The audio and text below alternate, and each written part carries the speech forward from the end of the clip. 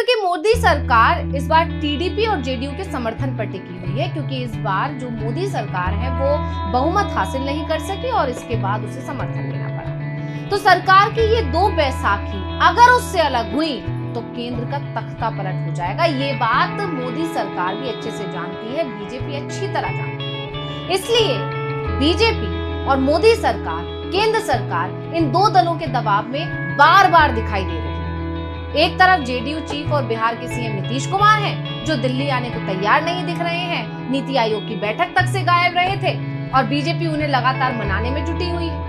Budget में बिहार को सबसे बड़ा हिस्सा देकर नीतीश की नाराजगी तक को दूर करने की कोशिश की गई, क्योंकि इस तरह की अटकलें हैं कि नीतीश कुमार कहीं ना कहीं बिहार को विशेष राज्य का दर्जा ना दिए जाने से बेहद नाराज है। और इसके चलते खबरें तो यहाँ तक हो रही हैं कि कभी भी नीतीश कुमार सरकार गिरा सकते। वहीं अगर आंध्र प्रदेश की बात करें और दूसरे सहयोगी टीडीपी की बात करें तो आंध्र प्रदेश को राजधानी निर्माण के नाम पर 15,000 करोड़ रुपए देकर केंद्र सरकार ने चंद्रबाबू को साधने का प्रयास किया, लेकिन दोनों ही जगह बीजेपी के हाथ निराशा ही लगती नजर आ रही है, क्योंकि ना तो नीतीश कुमार और ना ही चंद्रबाबू नायडू खुश दिख रहे, बल्कि नायडू तो एक बार फिर दिल्ली पहुंच गए। तो अब सवाल ये उठता है कि आखिर अचानक से चंद्रबाबू नायडू दिल्ली क्यों पहुंच गए, क्या है उनका प्लान, इसी पर हम करेंगे चर्चा। नमस्कार, मैं अंशिता आपके साथ। तो आपको बता दें कि जैसे ही चंद्रबाबू नायडू दिल्ली पहुंचे, सियासी गलियारों में चर्चा गरमाने लगी कि आखिर इस बार क्या वजह है, क्यों चंद्रबाबू नायडू पहुंचे। तो राजनीति के जानकार बता रहे हैं कि इस बार चंद्रबाबू नायडू अपने साथ एक बड़ी लंबी चौड़ी लिस्ट लेकर पहुंचे, मंत्रियों से मिल रहे हैं, पीएम मोदी से मिल रहे हैं और सभी को लिस्ट थमाते चले जा रहे हैं। 2 महीने पहले जुलाई में भी नायडू इसी तरह दिल्ली आए, इसलिए इस तरह के कयास लग रहे हैं कि इस बार भी कुछ मांगने आए हैं। इस दौरान उन्होंने 1 दर्जन मंत्रियों से मुलाकात की थी, पीएम मोदी से भी इसी तरह मिले थे जैसे इस बार मिल रही है, और इसी वजह से इस बार चर्चा तेज हो गई है कि आखिर इस बार क्या वजह है चंद्रबाबू नायडू के आने की। दरअसल इस दौरे पर इसलिए भी चर्चा तेज है क्योंकि इसी तरह जब 1 महीने पहले यानी कि जुलाई में भी नायडू दिल्ली आए थे, उस दौरान भी उन्होंने 1 दर्जन से ज्यादा मंत्रियों से मुलाकात की थी और इसी तरह पीएम मोदी से भी मुलाकात की थी, और जिस मंत्री से मिले थे उसे लंबी चौड़ी मांग पत्रों की लिस्ट सौंपते चले गए थे, और इस बार भी वो ऐसा ही कर रहे हैं। पीएम मोदी से मिलने के अलावा नायडू ने अमित शाह, नितिन गडकरी, राजनाथ सिंह, शिवराज सिंह चौहान, पीयूष गोयल, निर्मला सीतारमण, हरदीप पुरी, मनोहर लाल खट्टर, 16वें वित्त आयोग के अध्यक्ष अरविंद पनगड़िया से भी उन्होंने मुलाकात की थी, और इसका उन्हें फायदा भी हुआ। जब नायडू के दिल्ली से लौटने के बाद खबर आई कि केंद्र सरकार ने आंध्र प्रदेश में कच्चे तेल को साफ करने के लिए एक रिफाइनरी, साथ ही वहां एक पेट्रोकेमिकल हब बनाने के लिए हरी झंडी दी। ये प्रोजेक्ट 60 से 70,000 करोड़ रुपए का बताया जा रहा है। यही नहीं, बजट में भी आंध्र प्रदेश का खास ख्याल रखा गया। बजट में भी आंध्र प्रदेश को राजधानी निर्माण के लिए 15,000 करोड़ रुपए दिए। उस वक्त भी इस तरह के कयास लगे थे, ये आरोप भी लगे थे कि अपने सहयोगियों को साधने के लिए सबसे ज्यादा जो ध्यान रखा गया है बजट में, बिहार का और आंध्र प्रदेश का रखा गया। वहीं आंध्र प्रदेश को दूसरी कई योजनाएं भी दी गई थी, लेकिन नायडू इतने से खुश नहीं है, अब जानकार ऐसा दावा कर रहे हैं, और इसीलिए वो एक बार फिर दिल्ली पहुंच गए हैं और उन्होंने लंबी चौड़ी सूची पीएम मोदी को और दूसरे मंत्रियों को एक बार फिर से सौंपी। तो अब आ जाते हैं, आपको बताते हैं कि नायडू की प्रमुख मांग क्या है। तो नायडू की बड़ी मांग ये है कि आंध्र प्रदेश की राजधानी अमरावती और पोलावरम सिंचाई प्रोजेक्ट की ग्रोथ के लिए केंद्र से मदद मांगी। विजयवाड़ा, विशाखापट्टनम और अमरावती में मेट्रो रेल परियोजना के लिए केंद्र से आर्थिक मदद मांगी। वहीं राज्य के पिछड़े जिलों रामायपट्टनम, बंदरगाह और कडप्पा में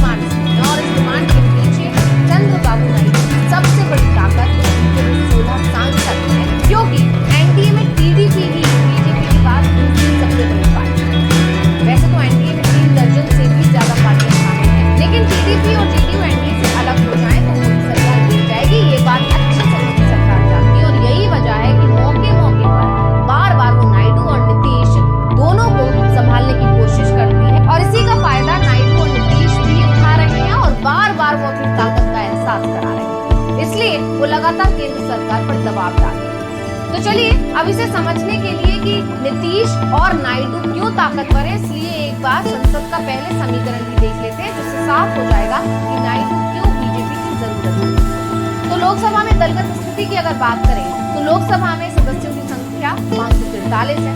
बहुमत के लिए 272 की जरूरत होती है, लेकिन बीजेपी इस बार के लोकसभा चुनाव में 2024 लोकसभा चुनाव में बहुमत से बहुत पीछे रह गई। और इसी के बाद अगर दूसरे सहयोगियों की बात करें तो बीजेपी के जो सहयोगी हैं उनके पास 54 सीट थी और फिर ये गठबंधन यानी एनडीए गठबंधन को जो 294 सीटें मिली। इस वजह से कहीं ना कहीं देखा जाए तो बीजेपी को टीडीपी और जेडीयू की बेहद जरूरत है, क्योंकि जेडीयू के पास 12 सीटें हैं और टीडीपी की ताकत है 16 सीटें। यानी इन 16 और 12 सीट्स अगर ये लोग बिफर जाते हैं, ऐसे में साफ है कि बहुमत के लिए जरूरी नंबर 272 है और एनडीए के पास बहुमत से 22 सीट ज्यादा है। दूसरी तरफ टीडीपी और जेडीयू की सीटों को देखें तो ये संख्या 28 होगी। यानी नीतीश और नायडू अगर अलग हो जाते हैं, नाराज हो जाते हैं, बिफर जाते हैं, अपना रास्ता अलग कर लेते हैं, तो नरेंद्र मोदी के पास बहुमत से 6 सीटें कम होंगी। और सबसे बड़ी बात तो ये है कि अगर ये दोनों ही दल पाला बदल कर इंडिया में चले जाते हैं तो इंडिया गठबंधन आगे निकल जाएगा और उसका नतीजा ये होगा कि सरकार बनाने इंडिया। और इसी के चलते बीजेपी लगातार नायडू और नीतीश की मांग को पूरा करने में जुटी हुई है, उन्हें बनाने में जुटी हुई है, उन्हें साधने में जुटी हुई है। लेकिन इन दोनों ही राज्यों की जरूरत बड़ी है और बड़ी होती चलती है। खासतौर पर आंध्र प्रदेश जो अभी तक राजधानी का ही निर्माण नहीं कर पाया और वहीं चंद्रबाबू नायडू इसीलिए बार बार दिल्ली आए। बीजेपी के लिए सबसे बड़ी चिंता ही ये है कि नीतीश कुमार की तरह चंद्रबाबू नायडू की पलटी मारने में माहिर माने जाते हैं। वो मौका देखकर गठबंधन बदलने से पीछे नहीं रहते। वो कांग्रेस, बीजेपी, तीसरा मोर्चा हर गठबंधन के साथ काम करते हैं। इसलिए वो ये भी जानते हैं कि कौन सी पार्टी को कब किस तरह से बनाना है, ये उन्हें अच्छे से। नरेंद्र मोदी के नेतृत्व वाली सरकार के पहले कार्यकाल में शामिल, लेकिन बाद में नायडू मोदी से नाराज हो गए तो एनडीए अलग हुए। वहीं कांग्रेस के साथ नायडू ने गठबंधन किया। इस बार फिर एनडीए में वो वापस। यानी साफ है कि नायडू फायदा देखकर पाला बदलने से पीछे नहीं है। और दावा तो यहाँ तक किया जा रहा था कि लोकसभा चुनाव से पहले नायडू कांग्रेस से गठबंधन की कोशिश कर रहे थे, लेकिन बाद में वो एनडीए और अब जब वो एनडीए में आए और किस्मत से 16 सीटें लाकर वो बीजेपी के बाद सबसे बड़ी पार्टी बने हैं गठबंधन की, तो ऐसे में वो उसका बार बार फायदा उठाएंगे और उठा रहे हैं। और इसी दबाव में सरकार काम करेंगे, क्योंकि नरेंद्र मोदी को चंद्रबाबू नायडू की जरूरत है। क्योंकि नायडू साथ नहीं रहेंगे तो मोदी के हाथ से सरकार फिसल सकती है।